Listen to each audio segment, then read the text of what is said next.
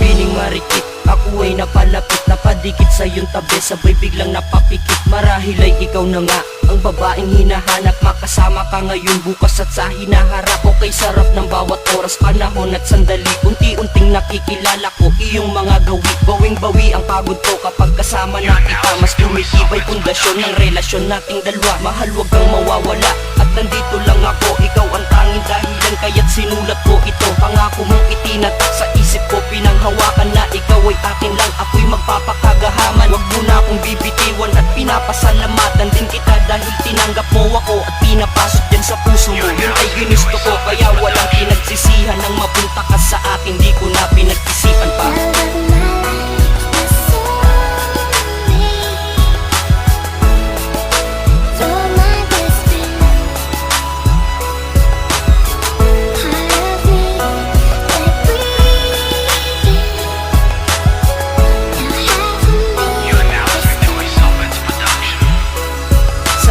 Oras na ito ay naiisip pa kita, ano kayang ginagawa mo? Kumain ka na ba? Ilang di pa man ang lakaring, ayos lang walang pake, hanggang maubos ang buhok sa'yo pa rin magsisilbi. Ngayon nagkakaganito, baliw na nga ako sa'yo, sana nakuha ang mensahe dito sa sinulat ko. Liko-liko man ang daan, akin lang hahakbangan, masukal man nakagubatan, sandali lalampasan. Sa iyong tabi kaharian, sa piling mo kalangitan, hindi lang magkasintahan, kaibigan pa ang turingan. Sana wag nang magbago pa ang iyong mahal, ako pa din na bago sa'kin na mga bagay simula nang dumating. Ang babae na hinihiling ko sa Panginoon, na siyang magtatama ng mga pagkakamali noon. Hanggang ngayon ikaw na nga, hindi ako magtataka kung bakit habang tumatagal ay mas minamahal kita.